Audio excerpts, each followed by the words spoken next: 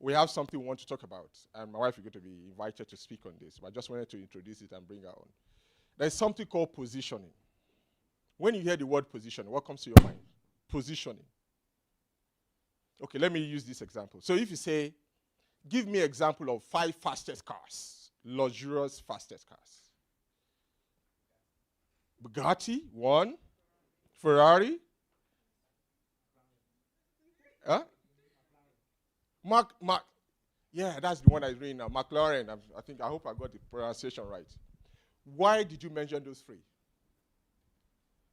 Because the marketers has positioned them in our minds as top fastest cars. So you've seen them somewhere, someone had talked about them. So in your head, you think these are the fastest cars. I'm not disputing, but I'm only saying when the only positioning means you are visible to your audience. You are visible to your target audience. So let's say you get a job now and you are earning like £1 million every month. So you can afford a car to run it. You can have like 2 or 3 of it. Oh, I can see somebody language like, yeah, I like that kind of prayers, yeah. And so the moment you say like, now I can afford it, the very first 3 set of cars you're going to consider will be the ones you already know. Why? The marketers and the branding guys have positioned that in your mind. Okay? The concept of positioning also applies to relationship. There are many nice ladies, nice guys that nobody knows about. Only the Holy Spirit knows them. So nobody is asking them now because the Holy Spirit cannot marry them. So nobody knows them. Nobody is asking them out because they live a very triangular life. Work, and they do work till 8 at night. So people only see them in the night at night. They don't know what they look like in the afternoon. All right? They are not secret agents. They are not security people. But they are not available. They are just busy. Just busy. And when they come to church, they sit at the back. The moment before grace, they are going because the car park, they don't want somebody to block them. They're off. So nobody knows anything about them. Guess what? So when someone is ready for marriage, their names or their faces are not positioned in their mind. And so they are praying, oh, Jesus, fall down and die. You know those fall down and die prayers. But the issue is that the person is not visible. You can only buy from businesses that you know about. There are many businesses, millions that we've never heard, and they're in Dunstable, but we don't know about them because they are not positioned. So what we're going to be talking about today is how do we position ourselves as guys? How do we position ourselves as ladies?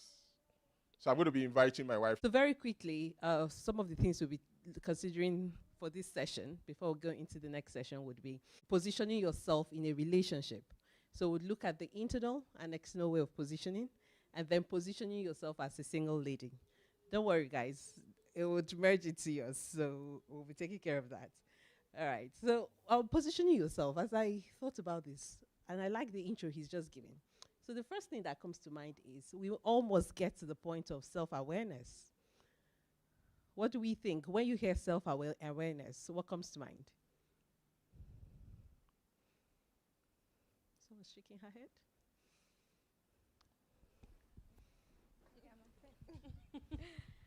How your actions affect other people. Okay. Yeah. So it's just simply me understanding me. And what that shouts at me, I know we'll be looking at it much later, but what that shouts at me is, you matter, I matter, right? So I'm going into a relationship. I'm going with me into that relationship. So who is the most important person here? Me. Sometimes we make it about the person we're going to be in a relationship with, and we forget that we must work on ourselves. So that's very, very, very, very important. Then pursue interests. Last week, we touched on it very subtly when we talked about purpose, if you remember. So sometimes you're wanting to position yourself. You get out there, for those of us who even get out there, and we don't know how to strike conversations with people. How are we going to then get into a relationship with this person? Positioning yourself. Now, these are subtle ways, but they're very efficient. So I should be able to get to that point where I can connect with people through their points of interest. I don't strike conversations wanting to talk about me. I think, I don't know if you were the group we were saying to last week, that when you meet people, if you want to arouse, if you want to spark up conversations, talk from their point of interest, people will just get talking. Ask a question about the person. When my husband at the time, the first question he asked me, I think the second time we met, he said to me, what do you love about yourself? You know, that was the first time someone was asking me that question. And it made me think about me. And so I just got talking. So if he was interested at that time, he was already picking his own points. So pursue the other person's interest. Ask, well, what do you do? What are your hobbies? And the person gets talking. So that way you're able to even understand the person better. Then effective communication, not just communication, it has to be effective. When it's effective, it involves a lot. Okay, I say something, I wait for feedback, I'm actively listening. That's something that's scarce these days. Some of us don't actively listen. We're talking to people and we're holding our phones and we're scrolling through, you know. Sometimes when I talk about social intelligence, that's something that is very important. You know, there are people we see and we say, oh, he's so charming, she's so charming. But what's that? That's something that we can cultivate. That's something we can develop. That when I am having a conversation with someone, I maintain eye contact. I look into the person's eyes. I'm showing curiosity. I'm showing interest to that person. You know, I mind my body language. I'm showing the person, yeah, I want to know more. Tell me more. You know, so effective communication, I actively listen to the person. So I'm able to follow through. Sometimes we even lose the connection. When the person says something, we come back later and we're asking questions. The same question we've been on what the person has already talked about. That's not nice. So when it's effective communication, and we like to say communication is a skill that can be learned. So even if you think your communication is not great, you can step out today and do something. You wanted to position yourself in a relationship. We're getting to that point where we're out of uni. We don't wait until, okay, it's time. I think I'm 25. I want to marry. And then you just want to do it. How about you start something? You start opening up your circle of influence, your network. You know, that's very important. Then set boundaries. Sometimes we forget boundaries in relationship. Very, very important. So what that just says is, when I meet people, I'm communicating my limits and my expectations. You matter, don't forget. If you leave today, don't forget, without nothing, don't forget that you matter, I matter. So I'm coming into the relationship. It is expected that my boundaries are respected.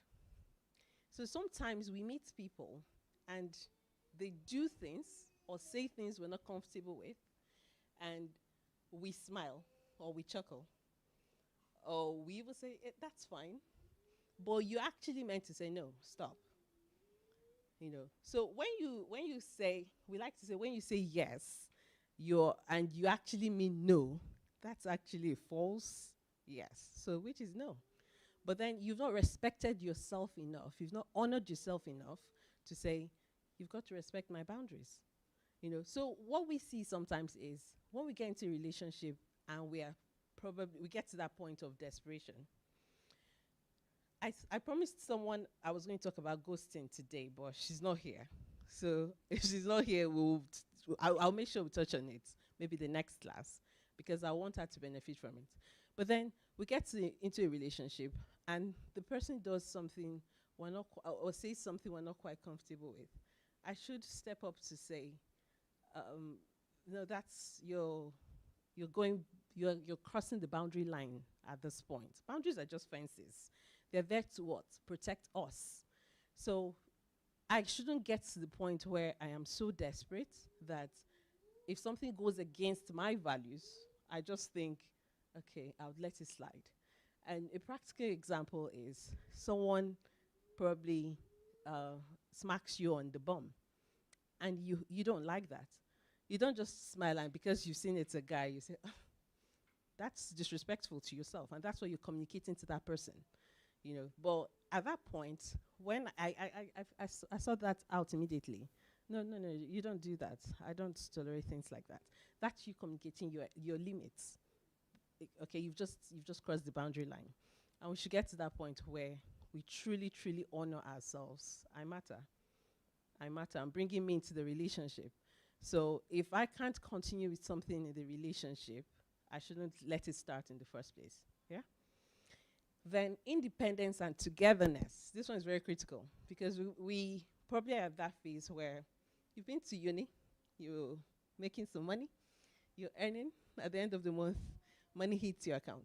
Now, what we've seen with this one is it's sometimes difficult for people who have organized their lives, how they want to live life.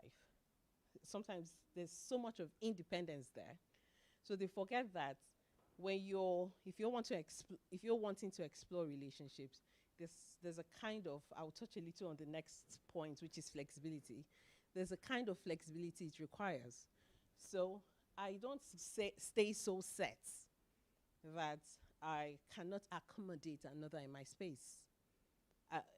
The person must not always have to fit into what I do, you know. And then there's that place for togetherness. I'm learning to bring someone else into my space. Sometimes we all have ways we try to unwind.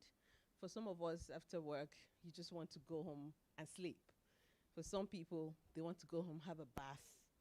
For some people, they want to talk to somebody.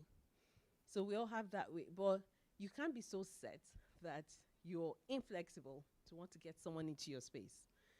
Relationships don't work well that way. And when people sense that, but when people sense some sense of flexibility, okay, can we meet? How about we do lunch? And you're bringing all these excuses. Then the question will be, where are you even going to meet the person? Yeah, I like what he was saying. Positioning is about you making yourself visible. So if I'm so structured and I want to stay in the structure I've created, then I will be limiting my chances. Yeah. Then trust is a big one, And when we say this, I like to say, are you trustworthy? Are you a trustworthy person? Can somebody else? Because in a relationship, I need to trust you. It works best that way. So if you begin to exude signs of someone who is not trustworthy, then I have my concerns. So if you're trying to position yourself as someone who is trustworthy. You can actually, someone will say, love cannot be earned, but trust must be earned. Yeah, you don't have to earn my love. I just love you. I have to love you unconditionally. But for trust, you've got to earn it. So you've got to prove yourself. Why should I go into a relationship with you if I'm not comfortable with you? So you do the stepping up and show me you're trustworthy. That's really important. Conflict management, this one is so big, Sometimes some of us want to stay the way we are. So if I express anger in a certain way, I think the other person should just adapt and manage it. No. So flexibility. I should be stretching emotionally. I should be developing those emotional muscles. Because guess what? Someone will come into your space. Marriage never leaves us the same. If you're wanting to go into a relationship, someone will rock your world. Someone will step on your toes. This proximity is the key to impact. So you can't be this proximate with someone and the person won't offend you. So we must get to the point where we learn to know when to drop an issue, overlook an issue, don't sweat the small stuff. Some of us stay so, I think we're speaking with someone in the course of the week, and the problem is the way the lady gets angry. It's very shocking to the guy. Sometimes she gets angry to the point that she just takes out the engagement ring and throws it. It's more like, have your ring. And he has to go looking for the ring on the road. That's not nice. We can still be dignified even in our anger. And that's something we can learn. Yeah. So I know sometimes it's down to our personalities as well, because extroverts will just come and then just do the outburst. Introverts, on the other hand, would retreat and want to process, which sometimes could lead to them shutting down. And when they shut down, they're also shutting down communication lines, which further affects the relationship. So we must get to the point where extrovert or introvert, I learn that if I'm an extrovert, I know when to pull back. I know how to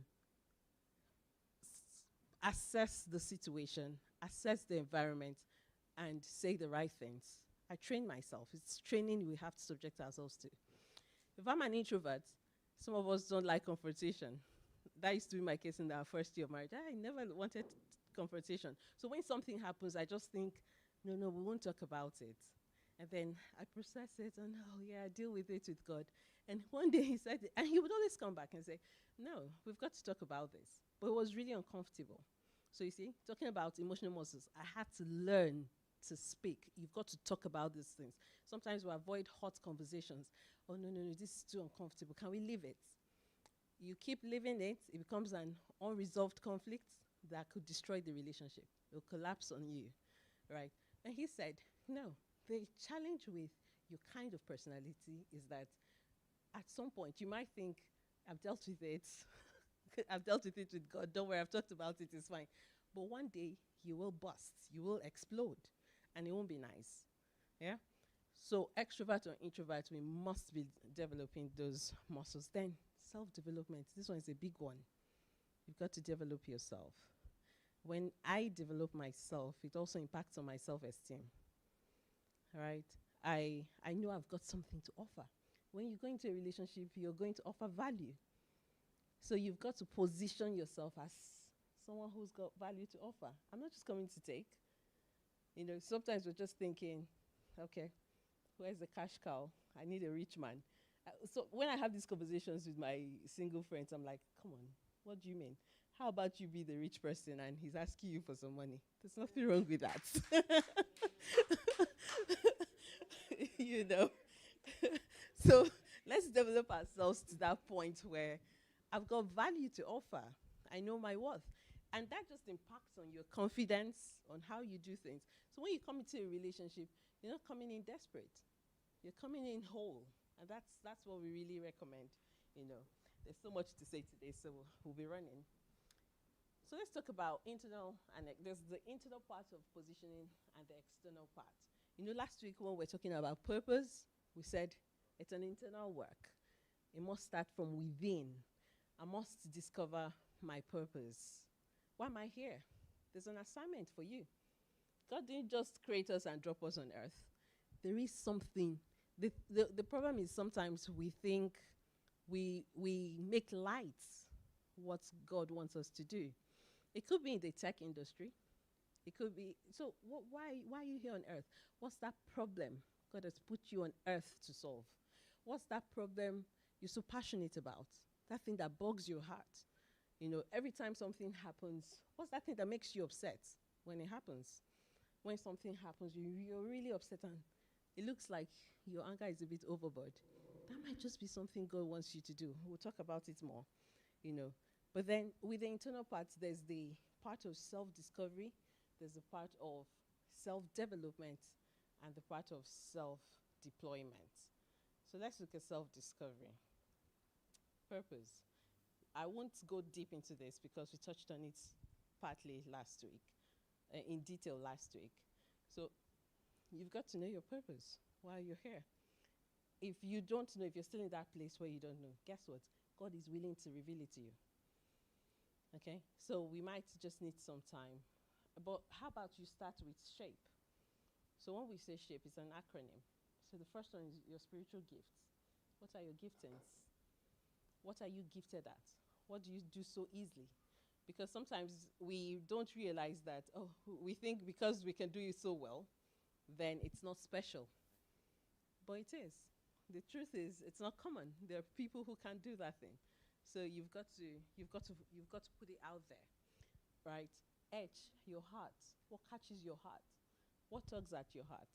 You know, for some of us, it may not be the course we've studied. There might be something else. And every time this thing comes on, you're so excited. It's like, wow, you could look into it. Some of us may be wanting to start charities, but we're pulling back. How about, okay, if you can't do it on your own, find someone to partner with and push it. Your aptitude.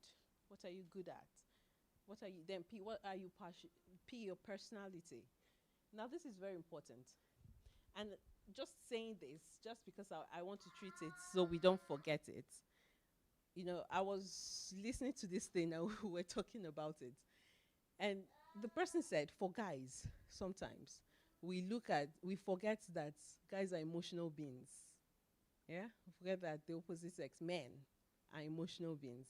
So we don't realize that their personalities could also affect whether they step up to ask us out or not.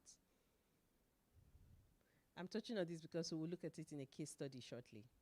So just think about your brother, who, if you probably have a brother who is introverted, and he always talks to you about this girl he likes, but he never steps up to speak to her. You know, and as we thought about it more, we thought Boaz in the Bible was actually an introvert. He saw Ruth. He was that man who was so wealthy. His problem wasn't money, because sometimes we think, oh, because the guys haven't made the money, they're ashamed of asking us out. They might be making the money. But Boaz is a wealthy man, but he just thinks come out to do the talking, right? So that could be a challenge for some men. It's not really a challenge if we know what to do. So as not to go too deep into it, but it's something for thoughts. Yeah, think about it, and we'll come to that shortly. And then E, what are your experiences? Now, sometimes our personalities could limit us if we let them. Tim LaHaye first wrote the book uh, Why You Act the Way You Do, which talked about the personalities we saw last week: the choleric, the sanguine, the melancholic, the phlegmatic. And we looked at their strengths and weaknesses last week. Now, after some time, he released another book titled The Spirit Controlled Temperament. So what that simply says is, if I submit my personality to God, those weaknesses can be exchanged for strength, you know. So I could pick up other weaknesses, and people would look at you and say, how come you say you're an introvert? But you actually are. Just that, you know, through the help of the Holy Spirit, you've been enabled. Then E would be your experiences. There are experiences we go through. You see people who start some charities because of the experiences they've been through. There are people who have probably been through some traumas, some distressing events, and then they were so badly impacted. So they step out and say, oh, I've got to do something about this to help other people. So that's something to consider. Yeah? Then we touched on love languages last week, but that's still part of self-discovery. I don't just study who I am, I know my love language. We were speaking with a guy this week, and that's the challenge they have in their relationship. He said, every time I reach out for her to touch her, she won't let me. She would fling my hand, you know, push me aside. But then he's just realized his love language is touch. Now, if this lady would realize that's his love language, she would be able to speak that language to him. Because last week we were saying, you speak your partner's love language to him. So if my love language is quality time and yours is gifts, if you keep giving me gifts, you won't be doing it for me. Okay? So what I need from you, I don't mind gifts, but what I need also from you, which must be there, is that quality time. I need you to spend time with me. That's in that way you'll be communicating to me that I'm important. You're prioritizing me at that point. Yeah? And that's really important. So before you go into a relationship, know your love language. It just helps. And then ask the person, what's your love language? We're talking about exploring your interests. So explore the other's interests. What are your love languages? That we're already setting the foundation for something great. So with self-development, this one is very big. How many of us have read a book on relationship? Yeah, some hands, right? So you see this thing. We talk about this. Relationship, marriage is something we'll do by God's grace, the most part of our lives, right? How then do we go to school all our lives and we don't even embark on any self-development in the area of marriage? That shouldn't be happening, yeah? So pick up books. You'll be surprised how much you can learn from these books. Open your mind. Books they open you up to another world. You'd be amazed at the things you can pick from a book. Can I have tissue, please? You know, you'd be amazed at the things you can learn from some books. Right. So attend seminars. We had a seminar one time, and this couple who had been married for 19 years, said it was their first. And what was so beautiful about it was, in that seminar, problems they have been going through for so many years was resolved. Some of the problems they were resolved. So there's power in going for these seminars. Even if you have just met somebody, you try to go for, and there are loads of seminars now. You could do offline seminars, you could do online seminars. You could take yourself to these seminars you're preparing, okay? Because no knowledge is ever wasted. Then YouTube videos. There are loads of YouTube videos on relationship, right?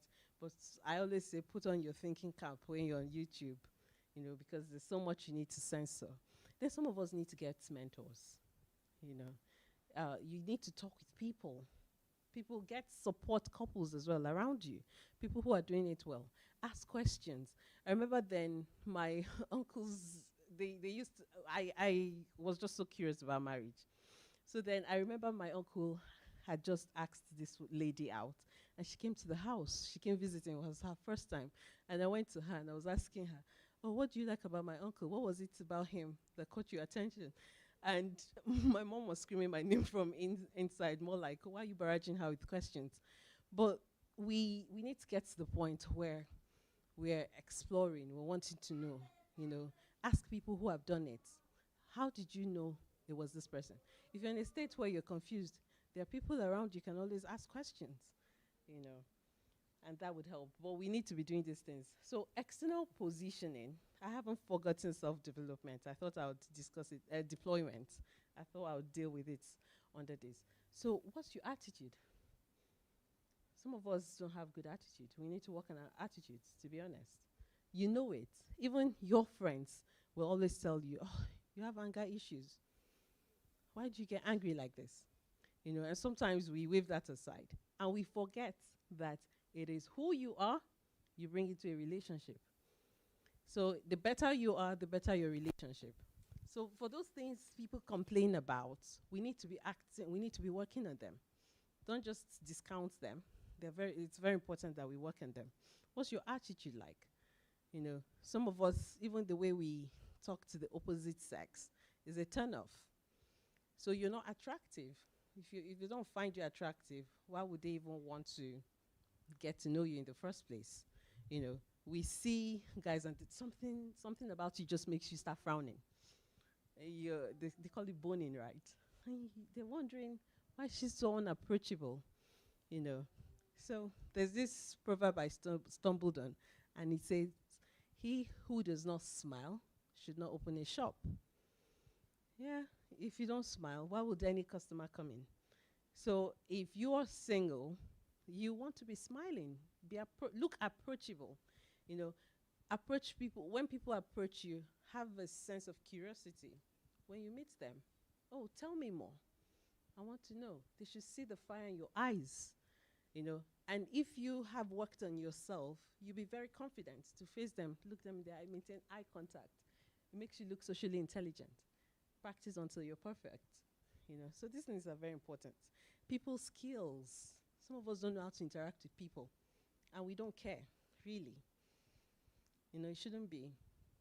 So we should get to the point where use your friends to learn. At least that's a place of comfort. So I can learn with my friends. I can learn to, probably I used to just walk out when they do something I don't like. I learned to, take those jabs, those jokes I don't like. And, because in marriage, are you going to, how many times will you be walking out? That would just be the end of the relationship. Then your physical appearance, very, very important. For ladies, sometimes we just leave the blackheads. It's not nice, So we need to be working on ourselves. How do you look? How do you dress? It's got nothing to do with body size, really. Nothing. I mean, as long as you wear something suitable to your shape and your size, you look beautiful. And how you carry yourself as well. So your gait matters. Even if you are on the plus side, yes, if you're plus size, you could package yourself in a way that you look fit. As long as you're fit, you're okay. So it's got nothing to do with size, but we must look physically attractive. That's very good. How do you smell? Then personal hygiene, because this could be a turn-off. This has broken up some marriages. They get married and you're asking what's the problem. They're not talking. This person, By the time you dig deep, it's like, he wears the same boxers for 3 weeks. He doesn't change it. Come on. Let's work on ourselves. People are shaking their heads. And some of us ladies will soak our briefs for so long, and the white changes, or we just throw it into the washing machine. We don't realize, no, you should be washing it separate from your clothes. So what's your personal hygiene? Work on yourself, Then self-deployment. I like this one. We're talking about positioning. Positioning cannot happen without proper self-deployment. So this is the part where we step out. We have to be visible, he said. All right? I've got to step out. Even if you're working from home, you need to find places you can go to. You've got to find places you can serve. Where can I go and offer my services? Where can I volunteer? We need to be finding, what event can I attend? Like events like this. You talk to your friends. If you even have someone you've been looking at, someone you fancy, you could invite him to these events. Very simple. Just say, I saw this and I thought it might be of interest to you. And who knows, after the meeting, you could get talking. That's an opportunity. So you position yourself, then pursue a passion. Some of us have passions in our hearts that we're just waiting. My dear husband would always say, this is the life. Then when we're young, we'll be saying, when I grow up, I'll do this. But we're grown now. This is the life. We've got to start doing those things. What are those things, those dreams you had in your heart as a very young person? You've got to start thinking, okay, how can I start it? So we need to start deploying. So don't choke yourself with too much knowledge. We learn. We don't start practicing. We don't execute. We need to do that. Yeah? So I thought I would touch on this. Very, very important before we go to the case study. So position yourself as a young lady. Guys, if you have questions, just keep them. Yeah? We'll come to them. So the first point I'd like to share here is you don't just marry someone's potential. You need to look out for their habits and patterns. So patterns, they say patterns don't lie. Patterns don't lie. So you've got to look out for the pattern. She might be a cool, very lovely, gentle, sweet lady. And then you notice that every time you're angry, she just gets up and walks out of the restaurant, leaves you sitting there. The question is, for how long? How long she does it the first time, the second time? You need to start looking. You need to start asking questions. Do you have anger problems? What's the matter? We need to be speaking about these things. Don't just wave it aside and think, it's okay. Because she loves me, it's okay. And there's this other thing. You see somebody do something you find nasty to somebody else, and you think, he's not done it to me before, she's not done it to me before. Because she loves me, she will never do it. No, that's not true. That's a pattern, that's a habit.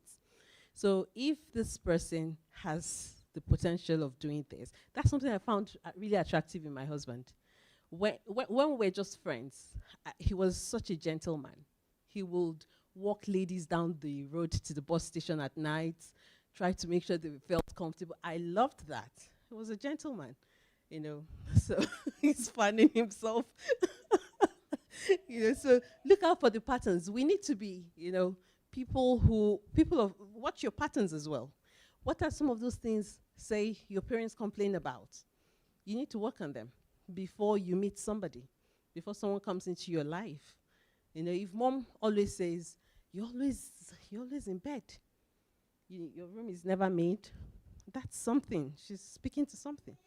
Because you're going to get married to someone, and that person will share the room with you. So you don't want that to be a pain point in the relationship where somebody is uncomfortable. And just in saying that, just for the laugh, we were speaking with this couple, and the lady said when she met her husband, he was too clean for life. And for her, she thought this is borderline OCD. And his side of the room was always, when they finally found a rhythm in their relationship, his side of the room was, because she said the house was always like a hotel. And she was saying, no, I can't function like this. This is too tidy for me. It's my space. I'm living here. It's not like I visit. So let's have some flexibility. But hey, so work on those patterns. If someone's complaining about something you do, some of us are always late. Why is that?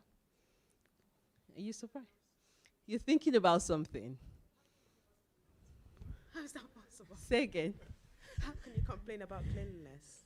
Yeah, but that was her thing. I know what you mean.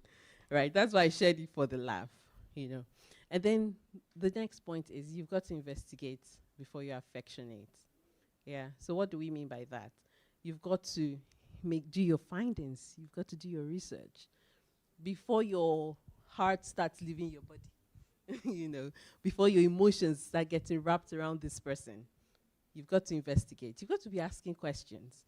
Light questions over lunch, over dinner.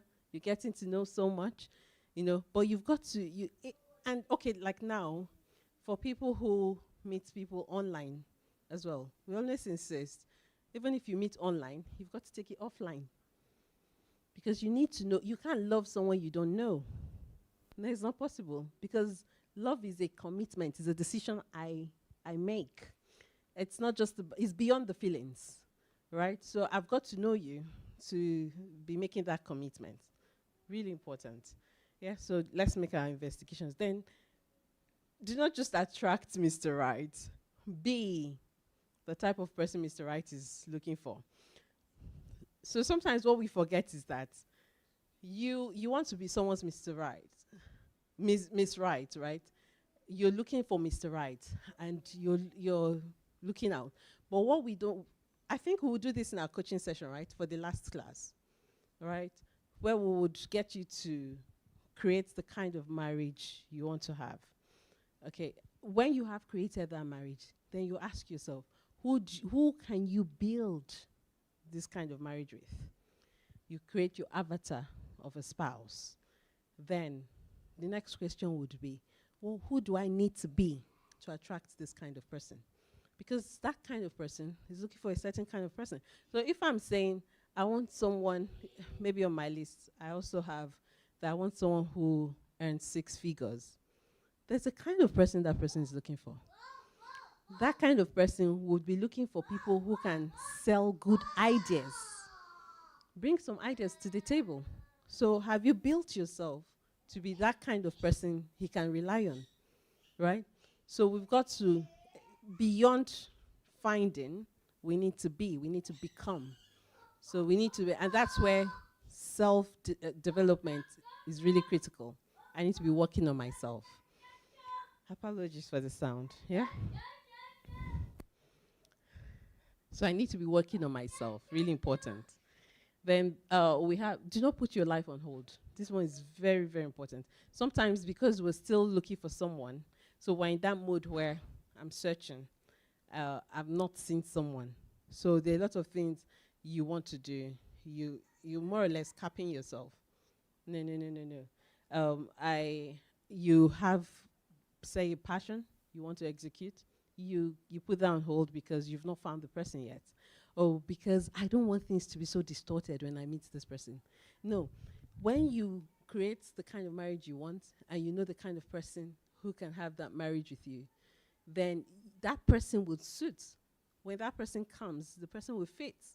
There'll be an alignment of your values, your value system, the way things run. So it won't be so much of a distortion. It will be rather an addition, right? An improvement to what you're doing. So don't put your life on hold. If you have some dreams you need to execute, you can carry on, because you never know how you may meet the person in the place of your dreams, executing your dreams. So don't put your life on hold. And then do not assume you're in a relationship with someone if the person has never asked you out. This one affects ladies a lot, right? Sometimes they say, "Oh, did you see that he smiled at me?" No, he's not asked you out. And when we say ask you out, it needs to be expressed, right? So if you're in that place where you're still wondering, probably he takes you out many times, or he speaks in possessive terms. He's talking to you and he's saying, you know, when we have our house, when we buy our house, when we have our children, and he's never asked you out. You need to pause and ask questions. What exactly are we doing? Should be asking questions. Positioning, that's positioning. I'm asking you questions. I'm not just assuming. Yeah? And from the legal points, they'll tell you that to have an agreement, there must be an offer and an acceptance of that offer for an agreement to be made. So if someone has not made an offer and I actually accepted that, then there's no agreement. Your offer is by way of proposal. Should be saying something. You may not go on one bended knee, but I should understand that you're making an offer. If I don't understand, I should ask a question, a follow-up question. Are you actually asking me to marry you? Be that express. Yeah, so there's an understanding. But don't just take from the person's body language and you say, oh, or the person likes to speak with you and calls you every night. The fact that someone calls you every night doesn't mean you're in a relationship. So, and that's why I like to say, define the relationship. Every relationship should be defined. So if you're in that place where probably things just evolved and there was this build-up of emotions, and you find yourselves speaking every night, every evening, you're also looking forward to the person calling, then you should be asking questions. What exactly are we doing? So I don't break my own heart. Yeah? So we need to be very deliberate about that. Then do not lower your self-worth to accommodate a relationship. So for some of us, there are values that we can't tolerate. But because you're in that place where all my friends are getting married, or they're just people who, they just like being in a relationship. And it's worse still if you probably used to be in a relationship and then that space is there now.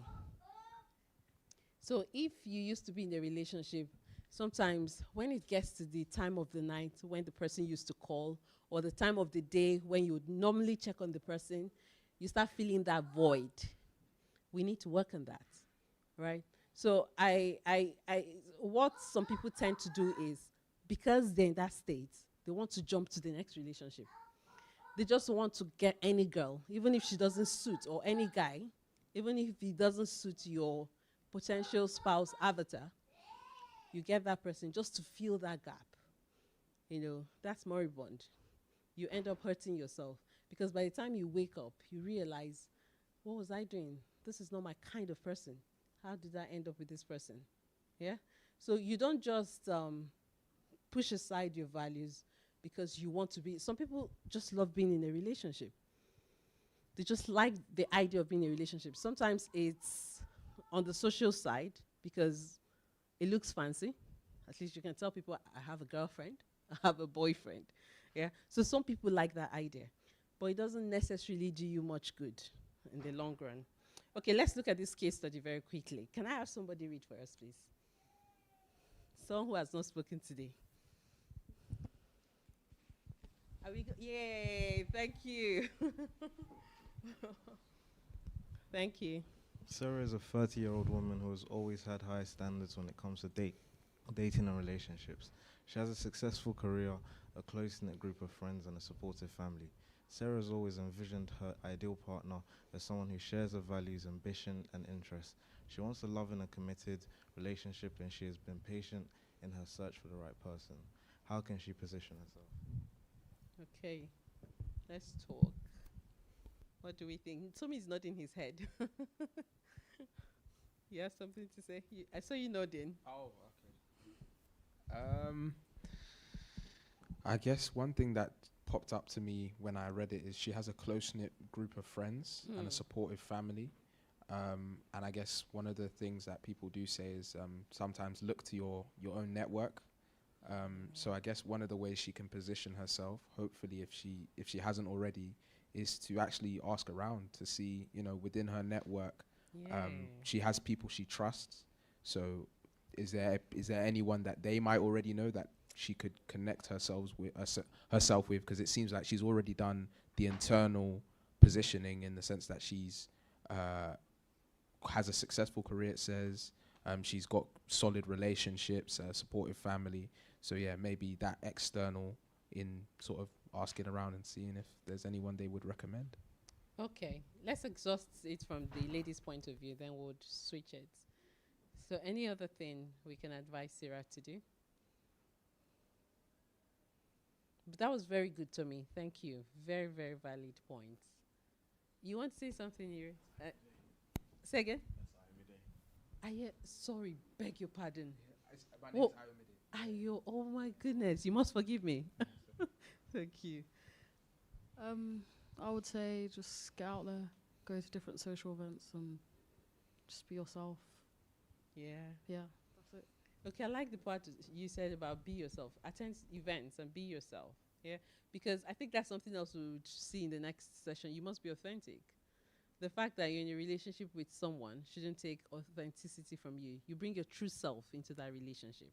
Brilliant.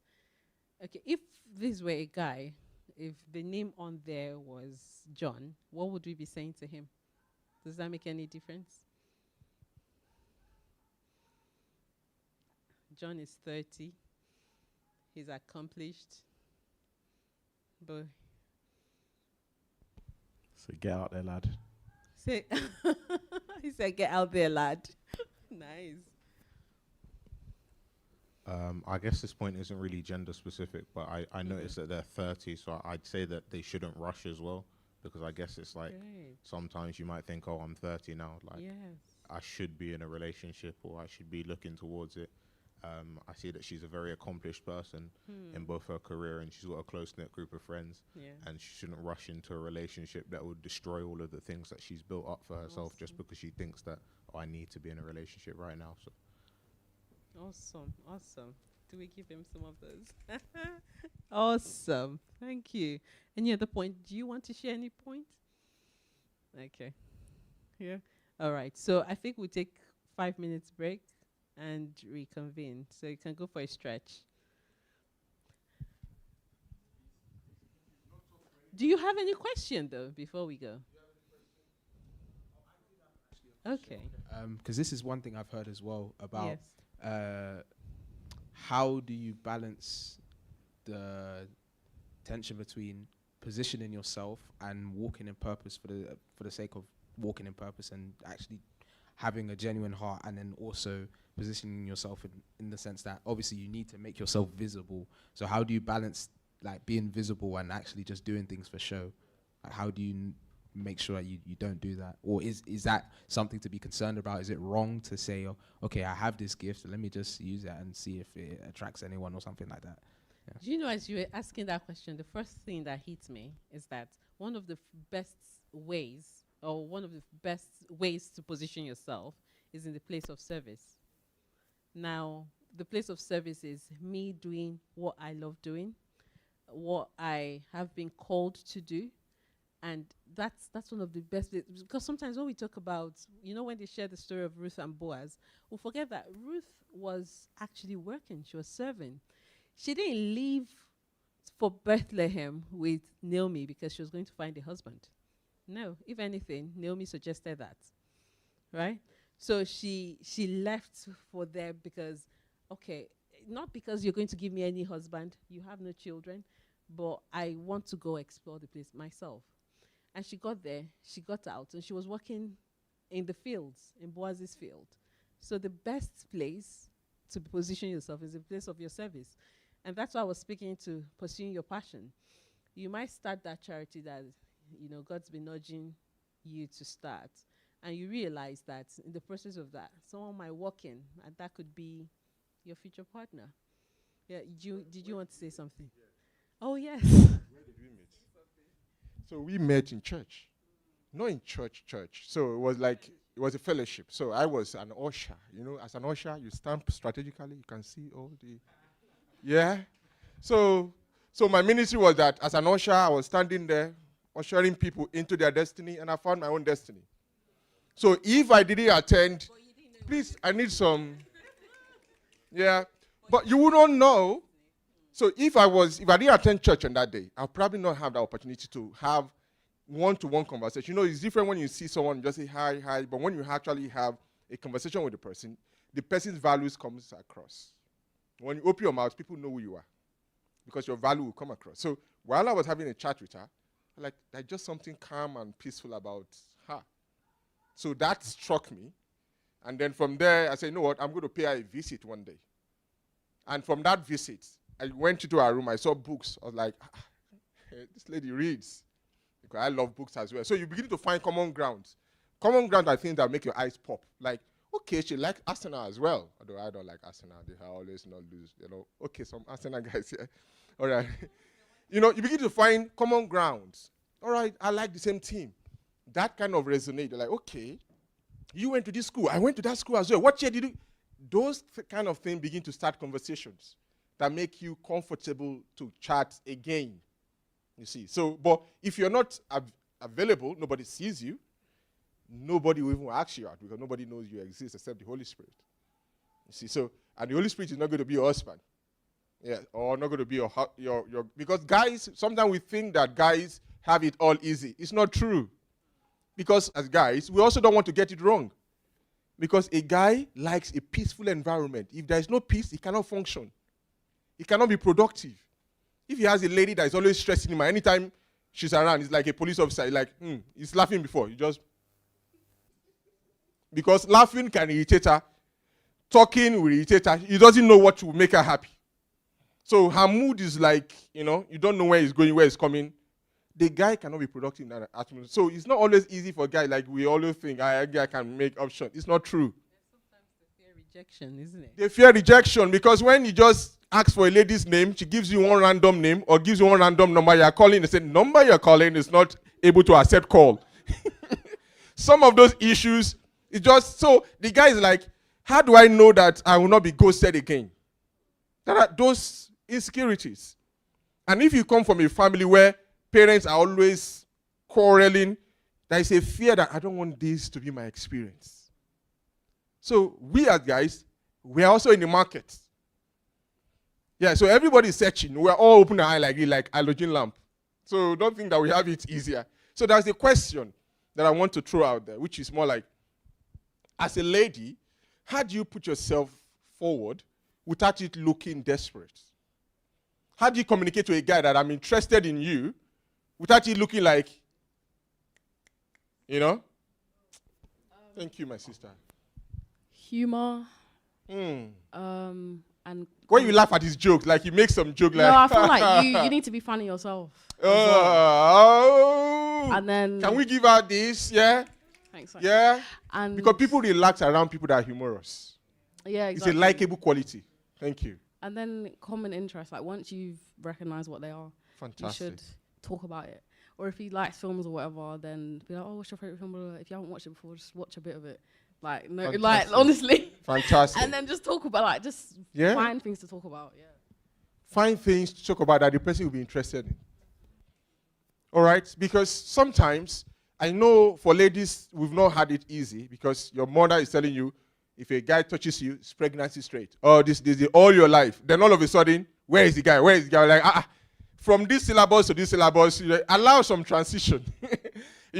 So that pressure can just come like that. So, but it's also important. Somebody want to say something as well? How can you position yourself without you looking? So I like the point you made. Humor, yeah?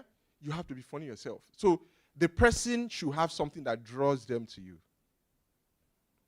Because if a guy walks into this place, like when I was trying to get married, this is how I was operating. Because once you decide that you want to get married, you begin to search.